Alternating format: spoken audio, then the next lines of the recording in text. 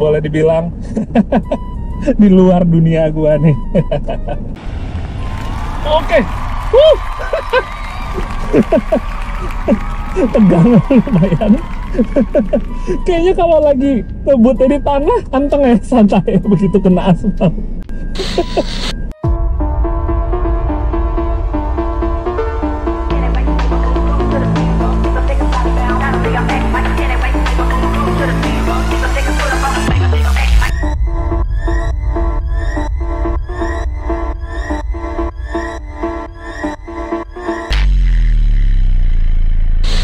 Halo guys, welcome back to CVT Indonesia. Bersama saya Demas Agil di segmen Ngepodcast, Ngepoin Motorsport Podcast. Hari ini di tempat yang sama seperti biasanya di Eduton Arena BC City. Kita akan kedatangan bintang tamu untuk kita kepoin. Orangnya cukup akrab dengan saya. Dan memang orangnya gampang akrab juga ke orang lain sih. Dia dikenal baik banget. Pembalap yang satu ini mungkin nggak punya haters. Dan beliau sudah balap dari tahun yang cukup lama juga. Meskipun umurnya juga nggak beda jauh sama saya. Dan dia spesialisnya di tanah. Siapa lagi kalau bukan Bung JJ Logi, Julian Johan. Halo, Apa kabar? Baik. Baik, J. Kabar baik. Terima kasih loh sudah mampir. Sama-sama, CVT. Thank you banget nih diundang ke sini nih hari ini. Iya. Jadi hari ini kita akan ngepoin Julian Johan di Ngepodcast episode ke-6. Pembalap yang tanah banget. Tanah banget. Karena kalau JJ, panggilannya JJ kan? Iya. JJ panggilannya segala macam yang rodanya gede-gede. Kalau waktu itu bilangnya juga ban tahu. Ban tahu itu udah JJ banget. Nah, kita penasaran awal karirnya gimana sih, J? Bisa ke dunia balapan khususnya tanah. Jadi awalnya itu sebenarnya dari bokap, Mas. Oke. Dari bokap. Jadi bokap itu dari dulu tuh ikut rally sama off-road. Serba tanah. Demenannya. Demen yang kotor-kotor, yang dekil-dekil. Nah, gue jadi dari kecil suka diajakin. Dari umur, gue inget kalau nggak salah pertama kali itu 3 tahun. Diajakin nonton rally, nonton off-road kayak gitu. Ya akhirnya kalau kata orang kan, jatuh itu nggak jauh dari pohonnya. Jatuh itu nggak jauh dari pohonnya. Bukan ya, agak beda ya. Sebenarnya gue agak lupa. Pohon itu tidak jatuh jauh dari buahnya. Lupa. Pohon itu tidak jatuh jauh dari buahnya. Pokoknya itu kurang lebih gitu. Jadi akhirnya ya udah gue jadi suka juga sama off-road sama rally. Cuma kan waktu itu gue emang karena masih dari kecil banget kan, ya nggak mungkin terus tiba-tiba langsung off-road juga kan. Jadi gue awal-awal kayak misalnya, dikasih motor trail yang kecil tuh, kayak motor dandy gitu, terus ATV kecil, pokoknya minimal gue udah bisa nyobain kalau misalnya pas bokap gue misalnya lagi rally, lagi off-road, di lapangan gue juga ikutan main gitu pakai motor kecil. Oke. Ya udah dari situ akhirnya makin seneng, baru akhirnya pas udah agak gedean SMP gitu, baru mulai kayak, kayaknya gue pengen seriusin deh, soalnya beneran suka nih, bukan sekedar yang suka bentar terus langsung pindah hobi lagi. Oke. Gitu. Jadi ya udah deh, akhirnya lanjut terus sampai sekarang. Tapi ini info baru sih, J. Kemarin waktu gua ke rumah lo, ngobrol sama nyokap, katanya lo waktu kecil kalau dengar suara mobil nangis. Nah, itu dia. Jadi ceritanya waktu gua kalau nggak salah kelas 2 apa 3 SD, bokap tuh lagi manasin mobil rally-nya. Lagi manasin Evo-nya di dalam garasi, terus bener-bener dipanasin itu bukan kayak dikeluarin garasi dulu, tapi bener di dalam, jadi suaranya kenceng. Pas gue lagi ke garasi, lagi dipanasin tuh, terus gue ke bagian belakang. Pas lagi dipanasin gitu digas, terus meledak. Meledak dan bener-bener yang apinya di depan gue, terus suara meledaknya karena posisinya kan sempit gitu ya, jadi suaranya tuh penging banget gitu. Akhirnya gue dari situ tuh kayak, wah bener-bener kayak trauma gitu, dengar suara keras, suara ledakan gitu. Sampai nangis waktu itu? Kayaknya nangis ya. Kayaknya nangis. Tapi gue nggak pernah cerita nangis ya sih. Oh iya. Iya. Minimal pokoknya kaget ya denger suara meledak tuh dari knalpot. Itu berarti mobilnya apa waktu itu? Waktu itu Evo. Evo 3 tahun kalau nggak salah ingat tahun 95 waktu itu tuh. 95 pas Evo 3 baru pertama muncul tuh, gue ingat banget dulu. Film Thunderbolt. Iya baru mau ngomong Jackie Chan. Ya. Ingatnya di situ tuh. Oke. Ya, pas itu tuh. Berarti emang bokap tanah banget juga, sehingga Tanah banget juga. lo di tanah juga. Bokap nggak Benar. balap aspal? Kalau aspal sebenarnya dulu sempat pas masih zaman sirkuit Ancol. Oke. Terakhir kali balap sirkuit Ancol itu kalau nggak salah tahun 90 apa 91. Waktu itu ada balapnya tuh yang endurance. Oh iya. Ya, yang endurance pakai Dangan waktu itu, Oke. Mitsubishi. Nah, itu bokap gua teammate-nya itu sama bokapnya Rio Haryanto sama Om Oke. Sinyo Haryanto. Berdua. Itu gua datang juga sebenarnya. Gua datang juga nonton. Cuma karena jarang, cuma sesekalinya doang gua nonton aspal, jadi nggak terlalu ngena banget ke gua. Oke. Cuma intinya pernah sih, walaupun habis itu udah full tanah. Jeep dan sedan. Tanah Jeep dan semua. sedan, yang penting yang dekil-dekil aja. Dekil-dekil Gitu. Iya. sih. Iya. Kenapa, Ji? Kenapa milih balapan di antara olahraga yang lain gitu? Misalkan waktu itu kan memang bokap ngajak nonton. Iya. Nah, terus habis itu kenapa akhirnya, oh ya gue mau balap juga deh, gitu.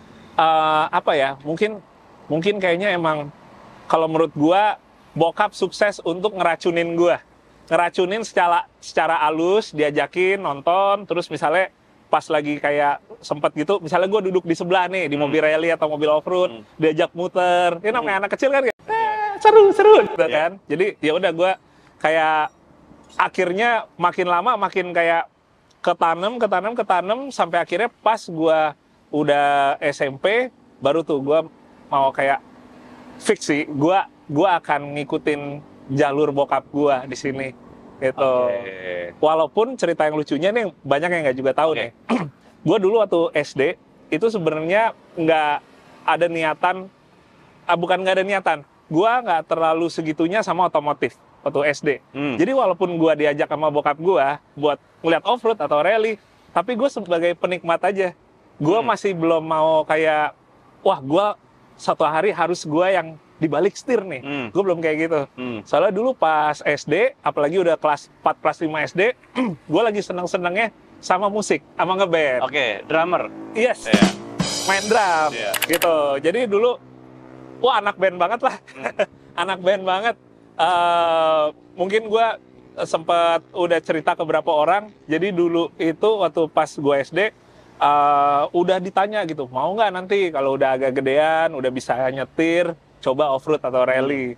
Saat itu gue cuma bilang, gue pengennya drum, pengennya dibeliin drum. Karena lagi bener-bener senengnya di situ kan, sama teman-teman sekolah, ngobrolinnya musik, band. Ya udah akhirnya dibeliin drum. Nah cuma pas SMP itu tuh, SMP, SMA baru yang kayak gue niatin, oke, gue pengen mulai nyetir nih, balap. Awalnya nyetir apa? Gue kalau belajar nyetir, kalau nggak salah, carry dulu. Carry? Nyetir carry, mobil service car rally-nya bokap. Dia nyobain di komplek rumah. Oh ya, ini manual, kopling dulu, injek segala macem. Udah tuh, alhamdulillah tuh lancar tuh. Nah cuma itu dia, karena waktu itu gue lagi jadi anak band banget, jadinya, oh ya udah, sekedar bisa aja nyetirnya. Tetap abis itu ya besoknya lagi ngeband lagi, tetap. Sampai akhirnya pas udah SMP SMA, baru deh gue pertama kali mulai di balik setir, itu pas bokap gue beliin Land Cruiser FJ40. Kalau orang bilang hardtop. Itu pertama, gitu. Yang sekarang jadi Serigala Militi ya? Iya, benar. Benar. Ke balap mobil, belajar double pedal, Ji. Double pedalnya beda ya? Beda. Pedalnya beda, pedal drum sama pedal gas. Kalau mobil kan nyelentuh gitu double pedalnya. Iya. Ini double pedal beda. Beda. Benar, beda. Suaranya juga satu ngeng, satu duk gitu. Iya. Udah bapak-bapak banget masih jokes. Nah, soalnya lagi belajar ya. Mohon arahannya nih, bimbingannya. Kemarin cukup lucu loh ya kalau jogging 5K. Bisa gambar mesin Kijang. 5K ya, mesin 5K. Nah, Padahal joggingnya nggak 5K juga, itu nggak nyampe. Belum. gue curiga sih nggak nyampe sih. Nggak nyampe, ya biar lucu aja. Kayaknya 5K. 4K deh. 3. 3K. Starlet dong. Oh iya. Bener-bener. Ya. Nah, kita punya fun fact bahwa JJ kan terkenal yang dekil-dekil, tanah banget semuanya. Tapi JJ ini dulu pernah punya tim drifting. Oh iya. Pernah punya tim drifting dan waktu itu tim driftingnya mengalahkan tim drifting pabrikan ban. Iya.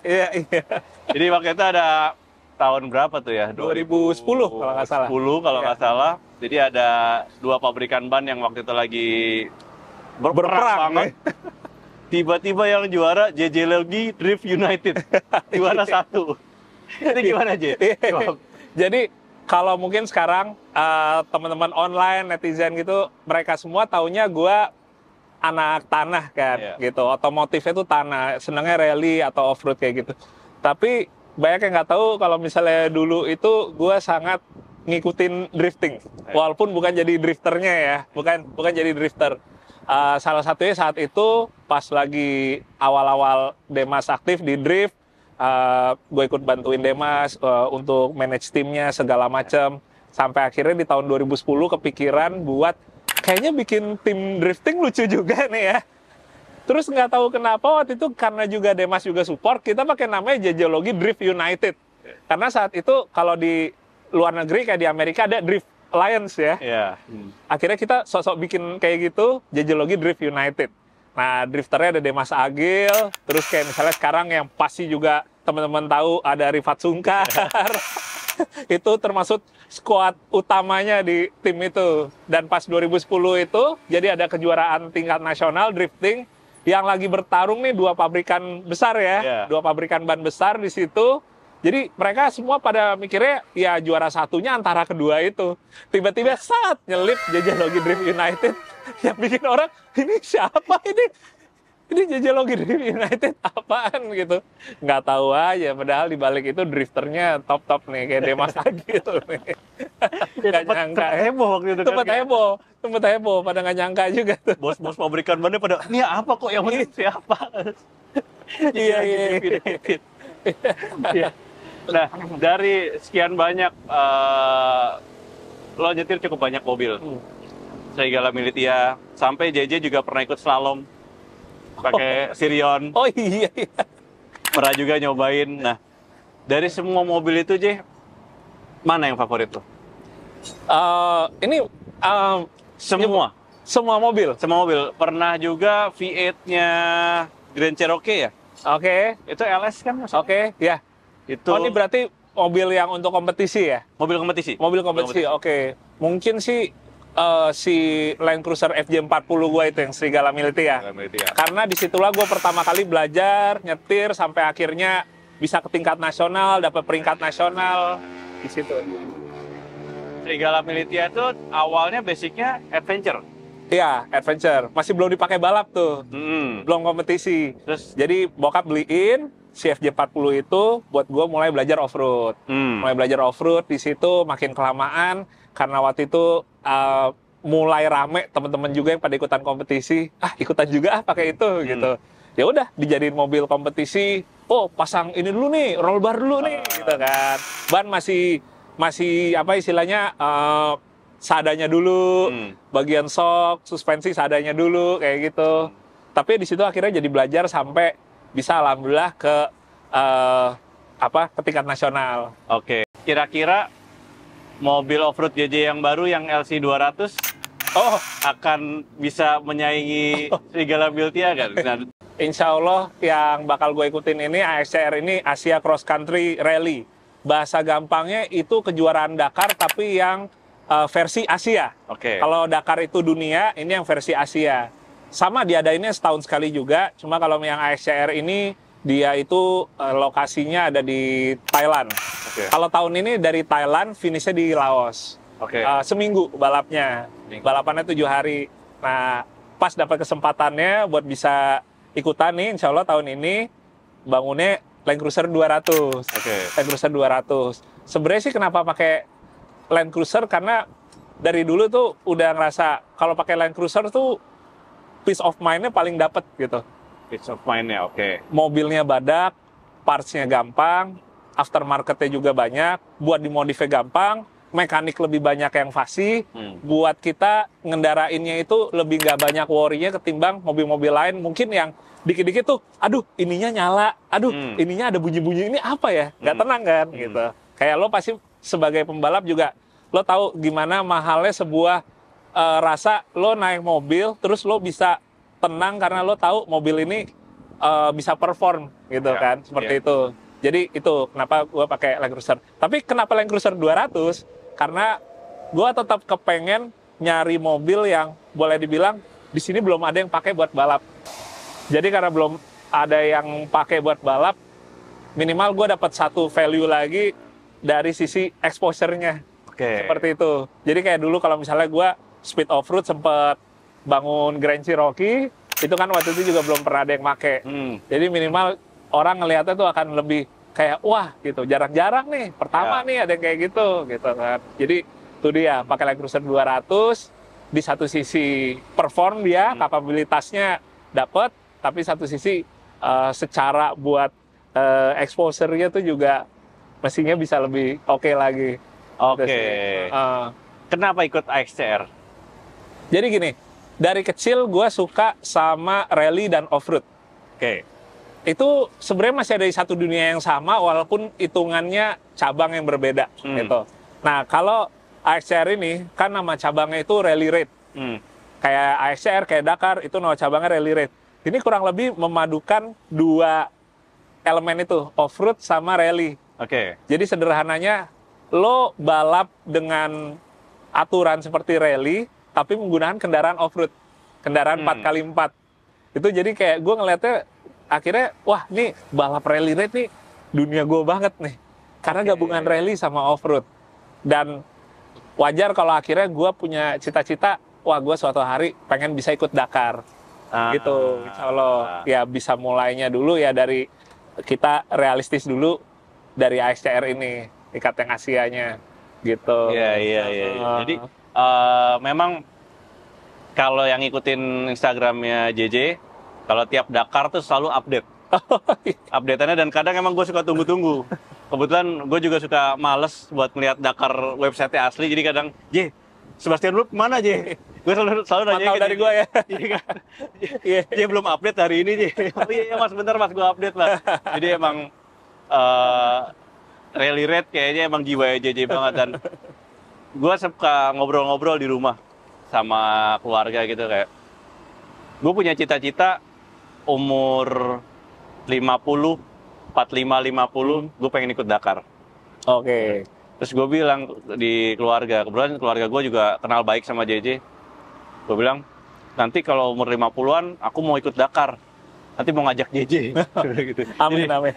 Kalau target yang ingin belum dicapai, terlepas itu ikut Dakar kah, atau pengen punya piala Dakar kah, atau apa, targetnya apa? Yang ingin dicapai dan belum? Jadi gini, kalau pembalap ditanya target, biasanya standarnya itu adalah juara. Gitu, juara. Nah, gue belajar semenjak gue coba, istilahnya kalau balap itu ngelihat dari banyak sisi, gue makin kesini, balap itu semakin orientasinya itu bukan untuk juara. Juara tuh bonus. Tapi gue sekarang lebih ke ikut balap, tuh orientasinya lebih untuk bisa nge-inspire orang. Kasih inspirasi ke orang, ngasih motivasi ke orang, seperti itu gitu. Sementara kalau juaranya itu syukur kalau bisa juara, kalau enggak minimal bisa kasih impact positif ke orang lain, kayak gitu. Jadi kalau misalnya kayak sekarang ditanya targetnya apa, target gua adalah lagi-lagi bisa berangkat Dakar untuk balap, tapi untuk bisa menginspirasi lebih banyak orang Indonesia lagi untuk berkarya. Sebenarnya dalam hal apapun sih, kita nggak perlu ngomongin balap rally raid, misalnya balap lain, atau bahkan di luar dunia balap pun, minimal maksudnya dapat inspirasi kayak, wah iya, lo ya kalau emang lo sungguh-sungguh di sesuatu, insya Allah nanti ada jalannya kok buat ini bisa ke ke puncaknya. Sebenarnya gue udah dengar kalimat itu dari berapa tahun lalu ya? 7-8 tahun lalu tuh.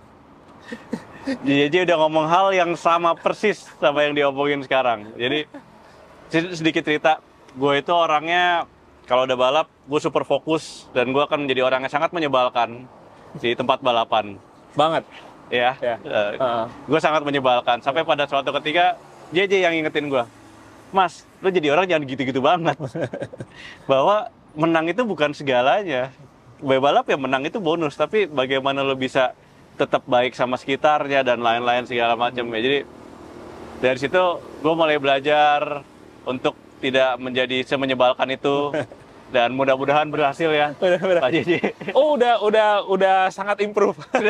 Sudah sangat improve. Karena mungkin kalau teman-teman penonton CVT ngelihat seorang Demas Agil sekitaran 10 tahun yang lalu, itu sangat menjengkelkan. Ya, dan inilah yang menyadarkan saya.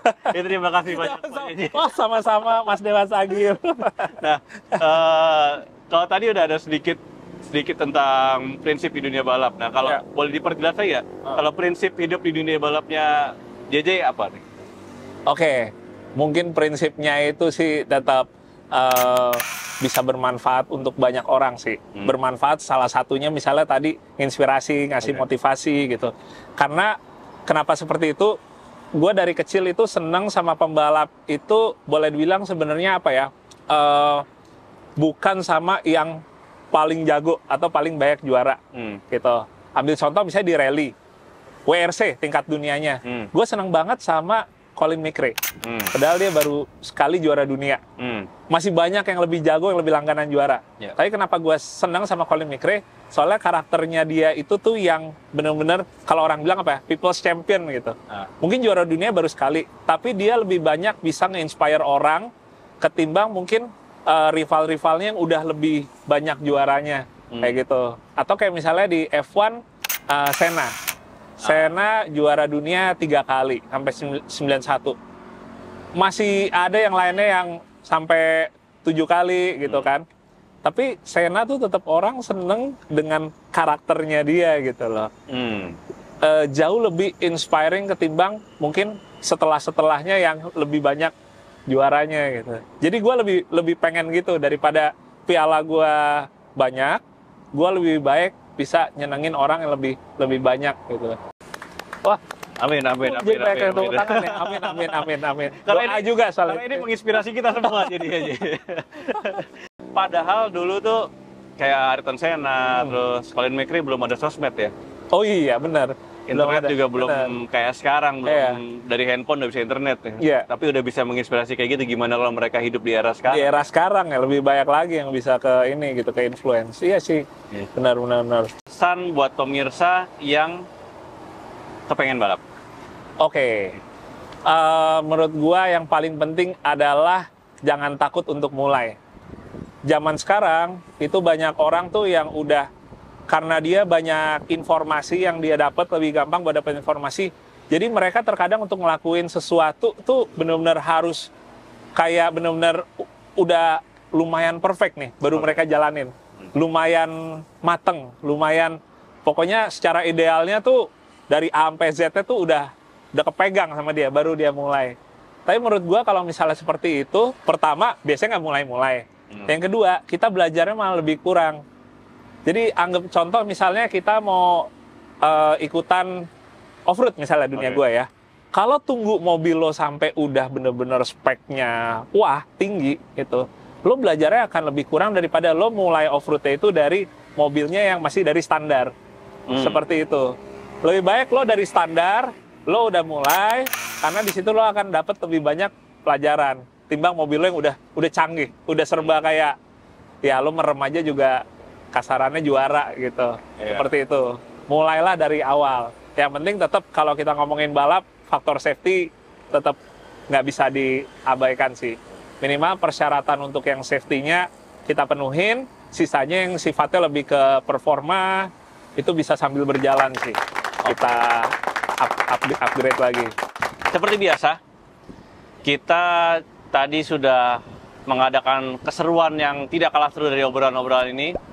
Tadi kita udah time attack di sirkuit Eduton Arena CVT Indonesia. Dan JJ sudah melakukan lap time terbaiknya menggunakan mobil yang sangat spesial yang kita siapkan, Toyota Avanza. Dan gimana JJ, mungkin ada sedikit-sedikit cerita. Karena JJ itu baru balap aspal berapa kali? Baru sekali ya? Slalom doang? Iya. Drag race pernah nggak? Nggak pernah. Nggak pernah. Baru slalom doang dan tiba-tiba langsung ke sini dan dikerjain. Tadi sempat JJ request apakah kita bisa pindah ke tanah sebelah sana. Tapi nggak bisa JJ, mohon maaf. Nggak bisa, sayangnya nggak bisa. Gimana JJ? Mungkin sepatah kata sebelum kita tonton video aja. Tapi beneran gue tegang sih. Iya, padahal maksudnya bukan kejuaraan kan, bukan kejuaraan gitu. Walaupun waktunya dihitung. Cuma emang ternyata beda ya. Maksudnya kita misalnya biasanya di satu dunia gitu. Maksudnya misalnya off-road kayak gue. Begitu kita ke aspal, kita suruh slalom, walaupun ini bukan kejuaraan, tapi tetap rasanya tuh kayak takut nabrakon lah, atau takut malu aja depan penonton. Nervous gue. Ya, karena JJ semakin malu-malu gini kan kita jadi makin penasaran ya. Biasanya kalau orang malu-malu tuh.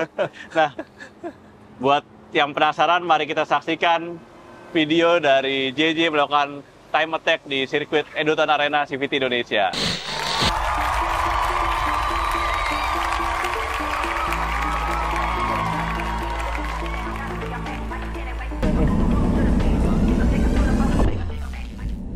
Oke, bismillah. Sambil ngobrol sama kamera ya, J? Sambil ngobrol. Itu untuk menutupi groginya apa gimana? Iya, minimal itu sih. Boleh dibilang di luar dunia gua nih. Oke, kita tutup dulu biar adem. Lumayan panas ya hari ini nih. Kok rasanya tegang ya?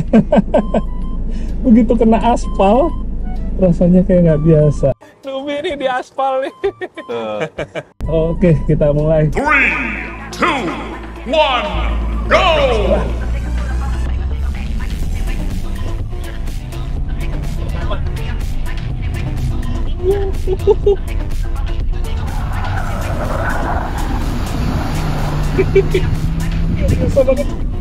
Ngegrip banget rasanya. Biasanya kalau gue tanah kan geser-geser.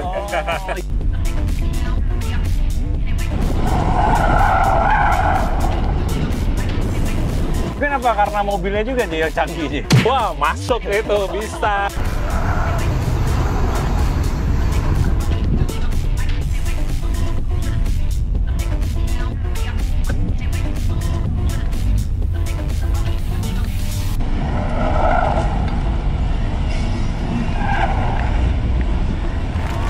Oke. Tegang lumayan. Kayaknya kalau lagi ngebutnya di tanah, kantengnya santai begitu kena aspal.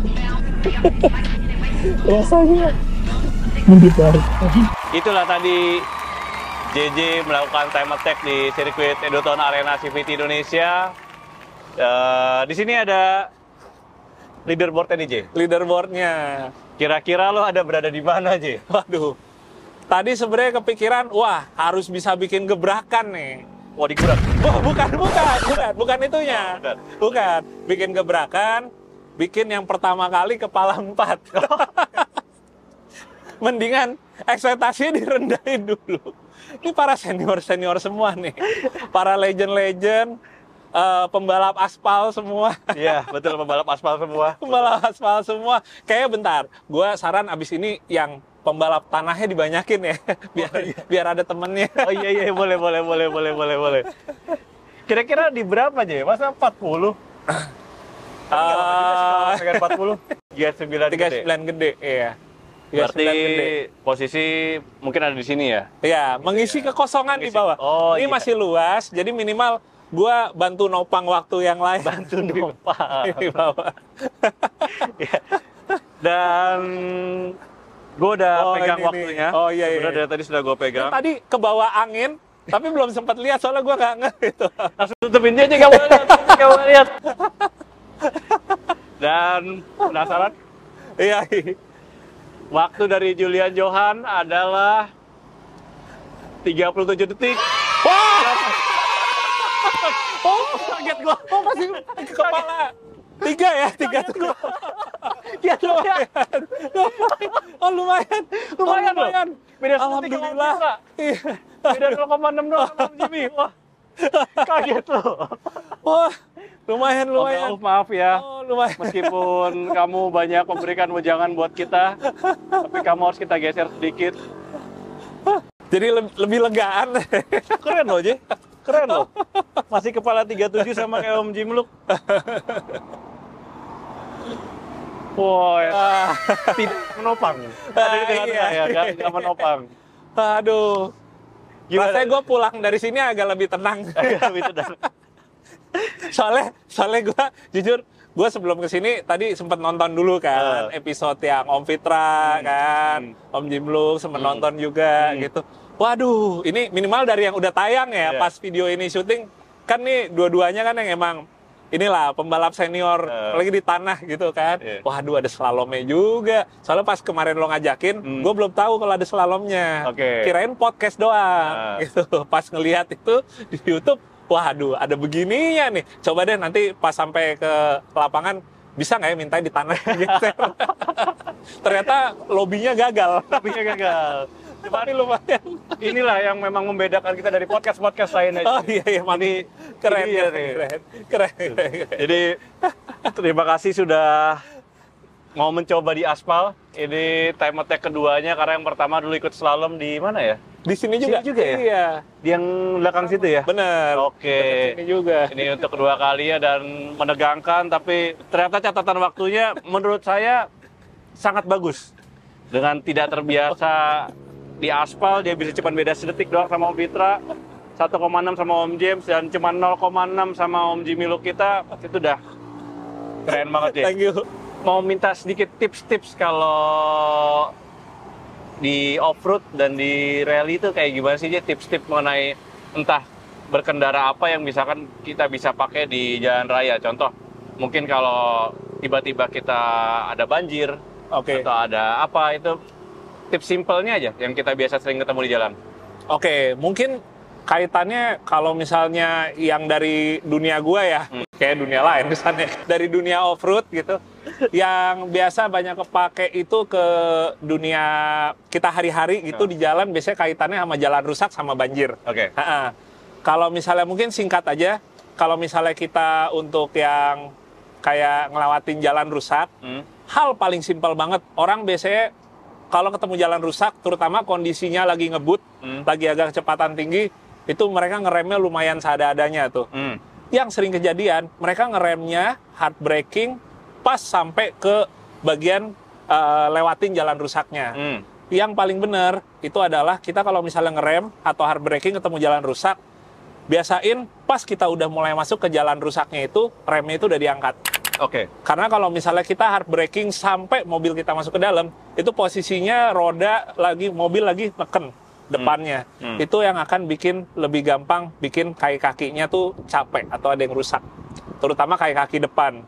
Jadi biasain kita misalnya ketemu jalan rusak, ataupun sekalipun misalnya ada polisi tidur gitu, kita begitu udah mau nyampe ke polisi tidur atau ke jalan rusaknya, itu bagian pas kita udah diangkat pedal remnya. Supaya mobil itu dia pas lagi nggak neken bagian depannya, ngurangin stres di suspensi depan. Tuh, kalau yang kaitannya sama banjir sih sebenarnya kita kalau misalnya emang bisa sih hindarin ya kalau misalnya ada banjir. Maksud gua kalau emang masih bisa kayak entah kita cari jalur lain, kita cari jalur lain. Cuma kalau misalnya sampai kita ketemu banjir, pertama yang mesti kita tahu adalah mobil kita ini pakai mobil tinggi apa bukan. Itu udah pasti banget kan. Kalau kita pakai mobil yang rendah, misalnya sedan atau misalnya mobil tinggi, kita mesti tahu tuh kita posisi intake tuh tingginya segimana. Karena mobil saat banjir itu musuh utamanya bukan air masuk dari knalpot, tapi air masuk dari intake udara. Banyak orang suka salah kaprah, wah ini takut masuk nih dari knalpot nih, soalnya knalpotnya udah kerendam nih. Padahal selama mesin nyala, kalau mobil ya, air banjir nggak akan masuk ke dalam knalpot. Lain ceritanya sama motor, karena motor dia dorongannya itu nggak sekuat di mobil gitu. Jadi yang harus diperhatiin itu adalah intake. Gampangnya mungkin kalau misalnya kita mau tahu aman apa enggaknya, kalau gue biasanya hitung setengah roda ya. Anggaplah mobil-mobil SUV apa crossover SUV, setengah rodanya mereka dalam kondisi diem. Itu yang aman. Kalau pas udah jalan, kondisinya udah seban nggak apa-apa. Yang penting pas kondisi lagi jalan. Cuma kondisi diam kurang lebih setengah ban. Kurang lebih gitu sih. Berarti kalau kayak tren-tren di Jepang yang Bosozoku itu, knalpotnya tinggi-tinggi ke atas, itu sebenarnya nggak penting. Kalau menerjang banjir tuh dia knalpot bawah, tapi yang penting kayak lo gini ya, ada snorkel ke atas. Snorkel, kalau ini levelnya udah lebih yang tinggi lagi. Itu udah lebih buat sungai sih, lebih buat sungai. Yang udah sampai sekap mesin airnya gitu. Biasanya itu kalau di ketemu di kota sih udah pasti ditutup sih, yang tinggi-tinggi sekap mesin ya, atau sedada gitu. Lo juga sering nolongin orang kalau kebanjiran kan? Jadi kalau misalkan waktu itu ada banjir-banjir di Jakarta atau banjir di mana gitu, itu suka jadi tiba-tiba jam 12 malam rescue mana dan nggak bikin konten karena emang bikin niatnya untuk kebantu. Nah itu gimana aja cerita? Boleh tolong ceritain sedikit? Jadi emang kalau menurut gua teman-teman kita off-road ya, teman-teman 4x4 sangat kepake banget kalau ngomongin masalah bencana itu salah satunya adalah banjir gitu. Karena kurang lebih itu jadi jadi satu obstacle yang biasanya kita temuin kalau lagi off-road, kayak nyebrang sungai atau kubangan yang dalam seperti itu. Nah, jadi emang kan Jakarta kan suka siklus berapa tahun tuh kan banjirnya yang benar-benar ini banget kan. Syukur alhamdulillah di situ bisa kasih kontribusi lah sama teman-teman yang lain juga, kita rescue. Tapi kita juga realistis. Kita paling bisa rescue yang sifatnya misalnya kita nolongin mobil di posisi yang boleh dibilang posisi kegenang untuk kita tarik ya ke bagian yang kering gitu, yang aman. Atau misalnya ambil contoh ada perumahan yang kerendam tapi dia nggak langsung surut segala macam, tapi kita butuh aksesnya untuk bisa bawain logistik segala macam, itu juga syukurnya bisa bantu juga kayak gitu-gitu. Dan senang juga sih sama teman-teman off-road kalau untuk kayak gitu, mereka tuh nggak banyak wah ntar gini gitu, nggak, jadi langsung berangkat aja gitu. Ya udah, jadinya walaupun kita pasti nggak ngeharapin lagi terus besok ada banjir lagi, tapi kalau misalnya emang dibutuhin, ya udah kita gas deh, saling bantu. Pengennya sih enggak ya? Pengennya nggak ada gitu. Pengennya nggak ada. Kita ya pengennya banjir-banjirannya emang di kubangan lumpur, di track off-road seperti itu. Sangat menginspirasi sekali seperti dengan cita-citanya KJJ tadi. Dan mungkin tolong satu quotes of the day. Tadi sebelum mulai waktu JJ baru datang kan tolong siapin quotes of the day. Oke. Nah gimana? Kira-kira masih sama kayak yang tadi apa udah beda nih quotes of the day ya? Karena yang tadi itu, dia nanti siapin quotes of the day. Dia bilang, jangan lupa mencuci tangan sebelum makan. Nah, coba yang sekarang mungkin ada berubah. Jangan lupa cuci tangan lagi setelah makan. Paling itu sih. Soalnya hari ini kita makan pakai tangan tadi. Mohon bersabar ya. Gak salah. Iya. Gak salah sih ya. Tapi terima kasih loh, Ji. Terima kasih quotes of the day. Sama-sama nih buat semua tips-tipsnya, sharing-sharingnya. Sama-sama. Thank you juga CVT Indonesia. Terima kasih juga sudah menonton CVT Ngepodcast, Ngepoin Motorsport Podcast episode ke-6 bersama Julian Johan. Kalau kalian suka sama video ini bisa di like dan juga subscribe juga YouTube CVT Indonesia dan juga subscribe juga YouTube JJ Logi. Dan juga jangan lupa untuk nyalakan lonceng notifikasinya. Saya Demas Agil. Mohon maaf apabila ada salah-salah kata. Terima kasih dan sampai jumpa di episode berikutnya. Ciao.